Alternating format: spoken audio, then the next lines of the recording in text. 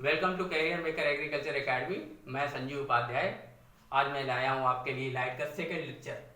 पहला लेक्चर कल एक आ चुका है आपके पास। सेकंड लेक्चर है समतल दर्पण का। यहाँ पर कल हमने समतल दर्पण खत्म किया था, स्टार्ट हो गया था। आज फिर से उसको जारी रखते हैं। और कल हम लोग ने बात की थी समतल दर्पण के बारे में। समतल दर्पण क्या होता है? समतल दर्पण वस्तु का प्रतिबिंब आभासी, सीधा तथा वस्तु के बराबर आकार का बनाता है। यह है समतल दर्पण की प्रॉपर्टी नंबर 1। जैसे अगर समतल दर्पण है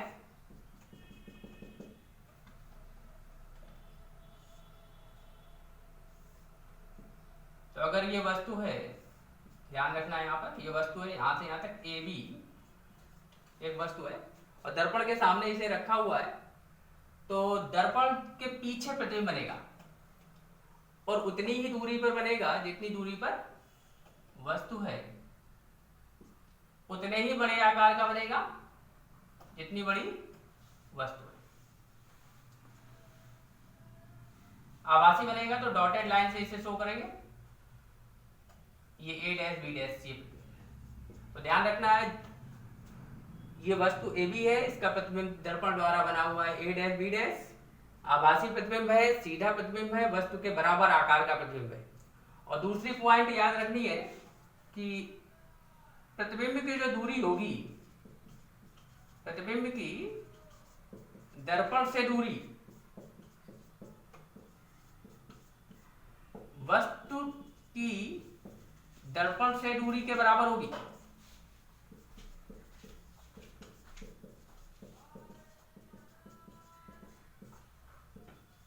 मतलब जितनी अगर x डिस्टेंस पर वस्तु रखी हुई है दर्पण से, तो प्रतिबिंब भी x डिस्टेंस पर बनता है। ये ध्यान रखना है आपको। तो क्या क्या समझ में आ गया? समतल दर्पण क्या करता है, प्रतिबिंब कैसा बनाता है? आभासी बनाएगा, सीधा बनाएगा, वस्तु के बराबर आकार का बनाएगा। जितनी बड़ी वस्तु होगी उतनी ही बड़ी प्रतिबिंब बनता है। हाँ, दूसरी बात, जितनी दूरी पर वस्तु रखी होगी उतनी ही दूरी पर दर्पण के पीछे प्रतिबिंब बनेगा। पॉइंट नंबर 3 देखते हैं।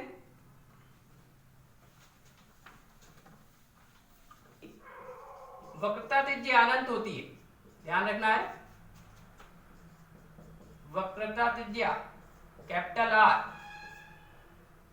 अनंत होती है।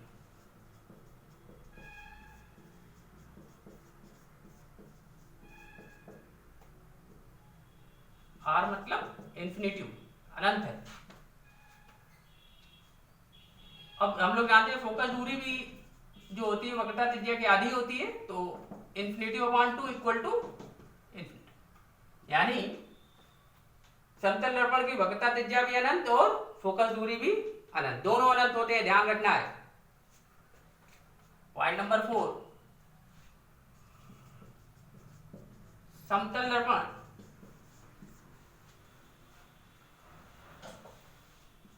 का रेखीय आवर्धन, बाद में पढ़ाया जाएगा रेखीय आवर्धन, अभी जान लीजिए। रेखीय आवर्धन +1 होता है। क्या मतलब है इसका? +1 होने का मतलब है जितनी बड़ी वस्तु है उतना ही बड़ा प्रतिबिंब बनता है, इसलिए रेखीय आवर्धन +1। और प्लस ये बताता है कि जो इमेज बनी हुई है यहाँ पर वो सीधी बनी है। तो प्लस हमें ये जानकारी दे रहा है कि इमेज हमारी सीधी बनी है। मतलब सीधी का मतलब समझ लीजिए, अगर ये वस्तु है यहाँ पर, ये वस्तु मैंने रखी, इमेज इधर बनी, ये तो ये देखिए इसकी सीधी इमेज है। अगर एक दूसरी वस्तु हम ले आते हैं, ये मान लीजिए एक वस्तु हम ये ले आए, ये मोमबत्ती हमने रखी उल्टी, तो यहां पर भी उल्टी इमेज बन गई। तो ध्यान देना है यहां पर, इस सीधी चीज की ये वस्तु सीधे ऊपर रखी है, वो खींच के इमेज ऊपर बनी है, यानी इमेज सीधी बनी है। यहाँ पहले से वस्तु उल्टी रखी थी तो उल्टी इमेज बनी है। तो मुख खींच के अगर ऊपर रखी है और ऊपर ही इमेज बनेगी तो उसे सीधा कहेंगे। मुख खींच के नीचे रखी है और नीचे इमेज बनती है तो उसे भी सीधा कहेंगे। उल्टा किसे कहते हैं? अगर मुख्य अक्ष को ऊपर रखिए नीचे बन जाए, या नीचे रखिए ऊपर बन जाए, तो उसे उल्टा कहेंगे। ये ध्यान रखिएगा। पॉइंट नंबर 4 हो गया। पॉइंट नंबर 5 देखते हैं।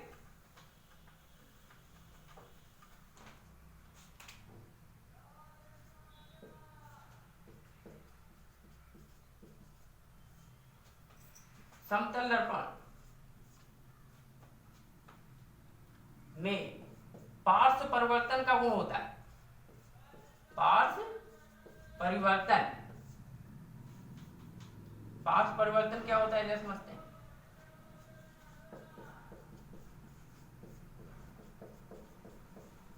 इंग्लिश में इसे कहते हैं लेटरल इन्वर्जन।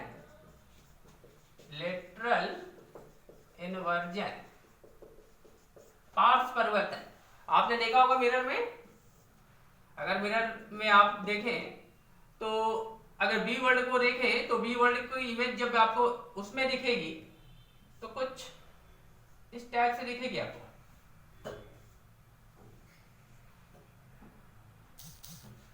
बी वर्ल्ड ऐसा नजर आएगा। सी वर्ल्ड को अगर देखें तो सी वर्ल्ड आपको ऐसे नजर आएगा।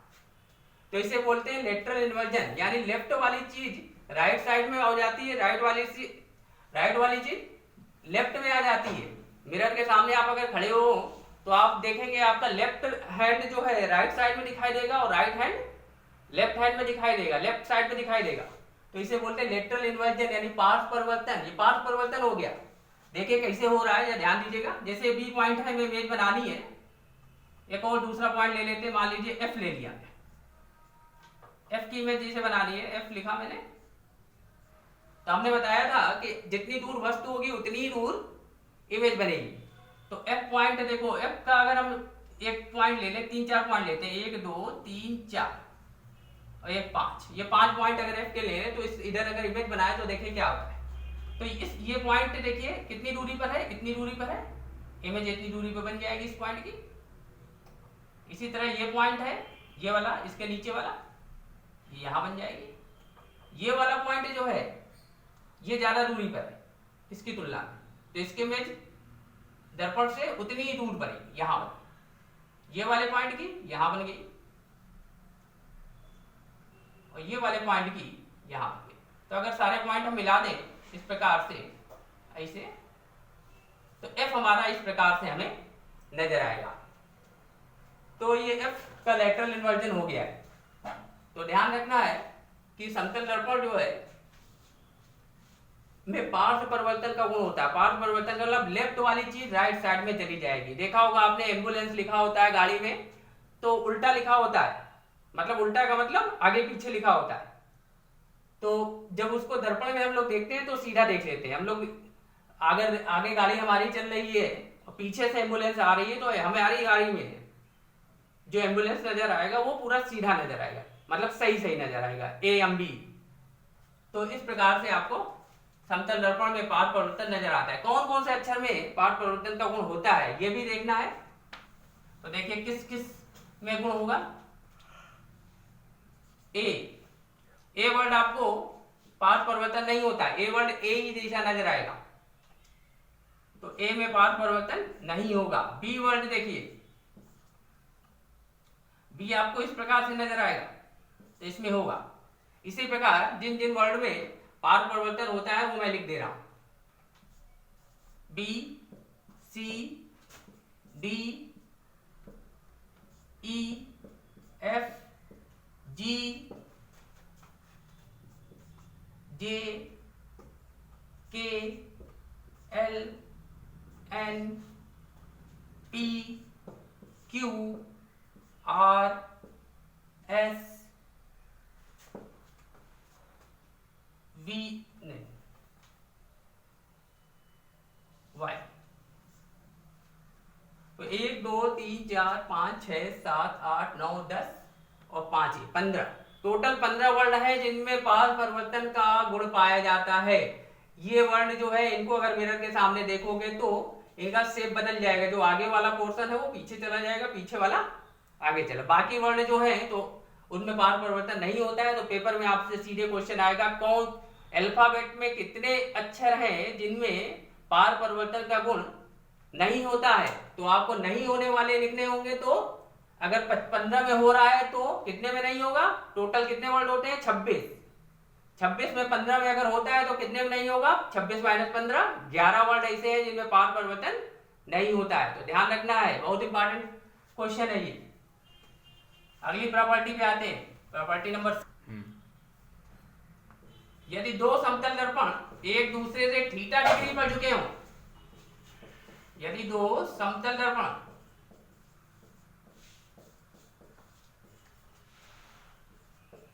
एक दूसरे से थीटा डिग्री के कोण पर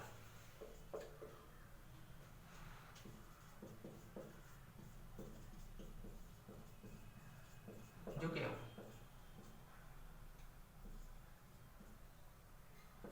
तो बनने वाले प्रतिबिंबों की संख्या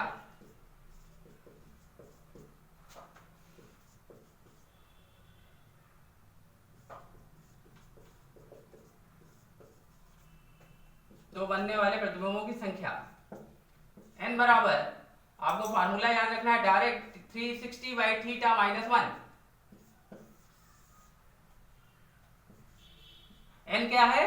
कितने प्रतिबिंब बनेंगे? थीटा क्या है? कितने कोण पर दोनों मिरर झुके हैं। जैसे अगर तो एक डायग्राम बनाते हैं और एक ये मिरर है और दूसरा ये मिरर है, दो समतल दर्पण है, एक दूसरे से 90 डिग्री के एंगल पर झुके हैं। ये एंगल 90 डिग्री है और एक वस्तु को हमने यहां रख दिया है। पूछा जा रहा है नंबर ऑफ इमेजेस कितनी होंगी, कितने प्रतिबिंब बनेंगे। तो ध्यान रखना है एंगल बिटवीन मिरर्स कितना है, दर्पण के बीच कोण कितना है? 90 डिग्री। तो थीटा की जगह हम पुट करेंगे यहाँ 90 डिग्री, तो n की वैल्यू हो गई 360 बाई थीटा, थीटा की जगह 90 माइनस 1, 90 4 से डिवाइड हो गया, 4 minus 3 equal to 3, 4 minus 1 equal to 3। तो n की वैल्यू 3 आ गई, यानी नंबर ऑफ इमेज कितनी बनेगी? 3। कैसे बनती है इसको ज्यादा आपको डिटेल में नहीं समझना है, फिर भी बता दे रहे हैं। इस पॉइंट की एक इमेज ये दर्पण बनाएगा और इस पॉइंट की एक इमेज ये दर्पण बनाएगा। तो एक इसकी इमेज यहां बनेगी इस पॉइंट पर करीब, एक इधर बनेगी इसकी। तो दो इमेज तो ये हो गई। फिर ये जो इमेज बनी है इस दर्पण के लिए वस्तु का कार्य करेगी और ये इसकी फिर से एक इमेज बनाएगा, ये वाला दर्पण। इसी तरह के ये भी एक इमेज बनाता है और दो ओवरलैप कर जाती है, टोटल 3 बनती है। तो आपको ये सब नहीं समझना है ज्यादा, आपको डिटेल डायरेक्ट फार्मूला आपको याद रखना है। डायरेक्ट सवाल आएगा 90 डिग्री आप पुट करेंगे, आंसर आ जाएगा। दूसरा क्वेश्चन इसी पे बेस है, ये फर्स्ट क्वेश्चन था। मान लीजिए दो दर्पण है एक दूसरे से 120 डिग्री के एंगल पर है, थीटा इक्वल टू 120 डिग्री।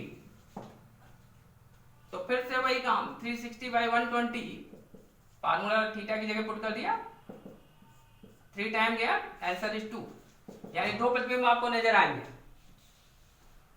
तीसरा केस देखते हैं। नाई की दुकान में आप लोग जाते हैं, दर्पण आपके सामने रखा होता है, दर्पण आपके पीछे भी रखा होता है। ये आप बैठे हुए हो यहाँ पर चेयर लगा के, मान लीजिए ये चेयर है इसे, और ये आप बैठे हो इस प्रकार से। तो आप अगर देखते हो इस प्रकार से, तो आप अपने आपके दर्पण में अनंत प्रतिबिंब देखेंगे। आप पीछे एक के पीछे एक के पीछे एक के पीछे एक, इस प्रकार से बहुत सारे प्रतिबिंब आपको इसमें भी दिखेंगे, इसमें भी दिखेंगे। तो यहाँ पर क्या हो जाएगा, थीटा की जगह क्या रखेंगे? जब ये दो मिरर पैरेलल लगे होते हैं, पैरेलल का मतलब है थीटा की वैल्यू 0 हो गई, और थीटा 0 हो गया तो n equal to 360 by theta की जगह 0 माइनस 1। अब ध्यान रखना है 0 से किसी संख्या में भाग दिया जाएगा तो अनंत आता है, ध्यान रखना है सबको, ये बात अलग से समझ लो। अगर हमें 0/360 दिया होता तो आंसर 0 आता, लेकिन 360/0 है, इसका मतलब अनंत। 0 से किसी संख्या में भाग दोगे तो अनंत आएगा, और 0 में किसी संख्या में भाग दोगे तो 0 आएगा। तो यहाँ पर अनंत आ गया, अनंत में एक भी घटाओगे तो भी अनंत ही रहेगा, तो प्रतिबिंबों की संख्या अनंत हो गई। तो इस प्रकार से ये क्वेश्चन भी बहुत इंपॉर्टेंट है, और ये फार्मूला खासकर आप लोग याद रखें अच्छी तरीके से। प्रॉपर्टी नंबर 7 देखते हैं। यदि एक व्यक्ति समतल दर्पण की ओर u वेग से आ रहा है तो उसे दर्पण में अपना प्रतिबिंब 2v वेग से आता दिखाई देगा। तो 2v से आता हुआ, ये u दिया है तो u ही लिखो, 2u वेग से आता हुआ दिखाई देगा। मतलब यहाँ दर्पण फिक्स है, ये ध्यान रखिएगा, दर्पण फिक्स है, दर्पण को फिक्स किया हुआ है, दर्पण नहीं मूव कर रहा है, केवल ये मैन मूव कर रहा है। ये व्यक्ति जो है जा रहा है, किधर जा रहा है? दर्पण की ओर जा रहा है, u वेग से जा रहा है।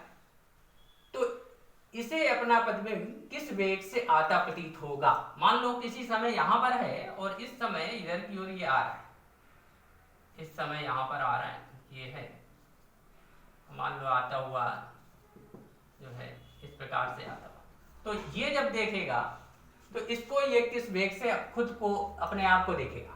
तो यहाँ एक बात बता दें, u वेग से अगर जा रहा है दर्पण की ओर तो प्रतिबिंब भी u ही वेग से मिरर की ओर आएगा, यानी ये भी u वेग से मिरर की ओर आएगा। लेकिन जब व्यक्ति खुद देखेगा अपनी इमेज, मान लो एक तीसरा व्यक्ति भी है, यहां पर तीसरा, ये A है, एक दूसरा व्यक्ति B है, ये A और एक व्यक्ति यहां पर और रुका हुआ है, वो कहीं नहीं जा रहा है, ये यहां पर है, इसको समझ लीजिए ध्यान से जरा, ये दूसरा व्यक्ति B है। तो अगर B व्यक्ति A को देखेगा तो U वेग से A मिरर की ओर जा रहा है, यही B व्यक्ति अगर इसकी प्रतिबिंब को देखेगा तो भी वो देखेगा कि U वेग से प्रतिबिंब आ रहा है। तो ये जब देखेगा दोनों को तो U वेग से ही देखेगा। इमेज वस्तु जो है दर्पण की ओर जा रही है, यानी व्यक्ति दर्पण की ओर जा रहा है और जो प्रतिबिंब है दर्पण की ओर आ रहा है U वेग से। लेकिन जब ये खुद देखेगा अपनी इमेज, खुद अपनी इमेज जब देखेगा ये व्यक्ति, तो ए व्यक्ति का जब खुद इमेज ए देखेगा तो क्या देखेगा कि ये 2v u वेग से आ रहा है। क्यों? क्योंकि u वेग से ये भी चल रहा है और u वेग से ये भी आ रहा है। तो रिलेटिव वेलोसिटी के कॉन्सेप्ट से जितना u वेग ये आगे बढ़ेगा उतना ही u वेग से ये दर्पण की ओर आएगा। तो तुम्हें ध्यान रखना है कि 2u वेग से इसको नजर आएगा। तो कहने का मतलब ये है, ये समझ लीजिए एक लाइन में, अगर खुद देखोगे दर्पण को, दर्पण में अगर हम आ रहे हैं दर्पण की ओर और खुद अपने आप को देखते हैं कि हमारी इमेज किस वेग से आ रही है, तो हम डबल इमेज बोलेंगे। हमने अगर बोला कि 5 मीटर पर सेकंड के वेग से हम दर्पण की ओर आ रहे हैं, तो हम इमेज को क्या देखेंगे? इमेज हमारी 10 मीटर पर सेकंड के वेग से आएगी। हम 5 से चलेंगे तो इमेज हम आएगी कितनी? 10 से। वो भी किसके रिस्पेक्ट में? हमारे रिस्पेक्ट में। जब हम कहेंगे तो 10 से, और कोई देखेगा तो 5 ही से देखेगा। तो ध्यान रखना है, खुद देखोगे तभी डबल होगी। दूसरा व्यक्ति अगर रुका हुआ व्यक्ति इमेज तुम्हारी देखेगा तो वो डबल नहीं होगी, तो उसी वेग से उसे नजर आएगी। इस बात को ध्यान रखिएगा। अब आते हैं प्रॉपर्टी नंबर 8 पे।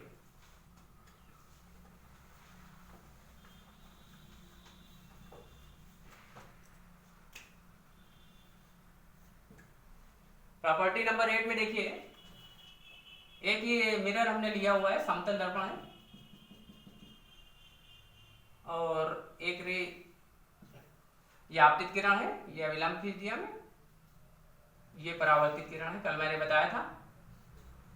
ये एंगल अगर I है तो ये एंगल भी I होगा, क्योंकि आपतन कोण परावर्तन कोण के बराबर होता है। I बराबर R बोला था, और R I जब सेम है तो अगर ये I तो ये भी I। अब यहां समझते हैं कि अगर दर्पण को फिक्स कर दे अपनी जगह, दर्पण को अपनी जगह फिक्स कर दिया जाए और रे इंसिडेंट रे है, आपतित रे को थीटा डिग्री घुमा दे, तो देखिएगा यदि दर्पण को स्थिर रखें तथा आपतित किरण को थीटा डिग्री घुमा दे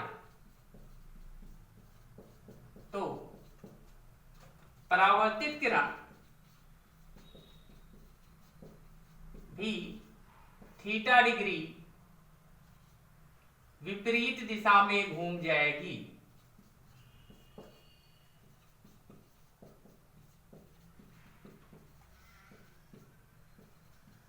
तो ये प्रॉपर्टी है, ध्यान रखिएगा। मतलब दर्पण अपनी जगह फिक्स है, रे आ रही है, रे को अगर थीटा डिग्री घुमा दे तो परावर्तित किरण भी थीटा डिग्री घूमेगी। आपतित किरण अगर थीटा घूमेगी तो परावर्तित भी थीटा घूमेगी, ये ध्यान रखना है। बस ये ध्यान रखना है विपरीत दिशा में घूमेगी। अगर मान लो ये आपतित किरण है और ये हमने थीटा इसको घुमा दिया, मान लो इधर की घुमा दिया, अब हमारी आपतित किरण ये हो गई थीटा, थीटा डिग्री से घुमा दिया तो ये हो गई थीटा डिग्री, ये घूम गई। तो अब परावर्तित किरण क्या होगी, अब पहली वाली आपतित किरण ये थी, दूसरी वाली आपतित किरण ये हो गई, अब ये परावर्तित होकर ऐसे चली जाएगी। तो पहले आपतन कोण कितना था, ये पहले वाला आई, बाद वाला हो गया आई प्लस थीटा, तो यहां पर भी आई प्लस थीटा, ये भी परावर्तन कोण हो गया। तो यहां ध्यान देना है कि आपतित किरण हमने ये थीटा घुमाई है यहां से यहां तक, तो परावर्तित किरण भी थीटा घूम गई, ये भी थीटा। तो तुम्हें डायरेक्ट याद रखना है कि दर्पण को अगर स्थिर रखें और आपतित किरण को थीटा घुमा दे तो परावर्तित किरण भी थीटा घूम जाएगी। बस ये ध्यान रखना विपरीत दिशा में। विपरीत दिशा का मतलब क्या है, यहां पर थीटा डिग्री हमने इधर घुमाया है क्लॉकवाइज डायरेक्शन में, एंटी क्लॉकवाइज डायरेक्शन में, और परावर्तित किरण देखो इधर से इधर घूम गई है, ये क्लॉकवाइज डायरेक्शन में घूम गई है। तो ध्यान रखना है, ऑप्शन में अगर आएगा, अगर क्वेश्चन इस प्रकार में पूछा जाता है कि अगर दर्पण को स्थिर रखा जाए और आपतित किरण को 15 डिग्री एंटी क्लॉकवाइज घुमा दे, 15 डिग्री एंटी क्लॉकवाइज घुमा दिया जाए तो परावर्तित किरण कितना घूमेगी। तो ऑप्शन में आपको ध्यान रखना है 15 डिग्री अगर घूमी है आपतित किरण तो परावर्तित किरण भी 15 ही डिग्री घूमेगी। बस ये ध्यान रखना है, वो एंटी क्लॉकवाइज घूमी है तो ये क्लॉकवाइज घूम जाएगी, ये ध्यान रखना है। तो इस प्रकार से 8वां नंबर हो गया, यहाँ मिरर को हमने फिक्स रखा है। अब आते 9 नंबर प्रॉपर्टी में। 9 नंबर प्रॉपर्टी है कि यदि अब की बार आपतित किरण को फिक्स रखते हैं और मिरर को घुमा देते हैं, मतलब यदि दर्पण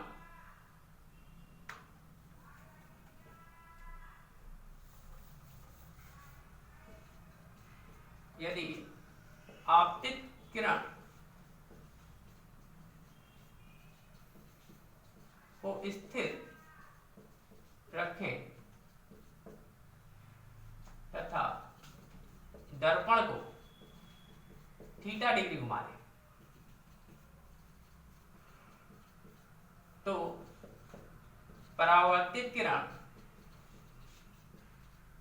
2 थीटा डिग्री उसी दिशा में घूम जाएगी, उसी दिशा में घूम जाएगी।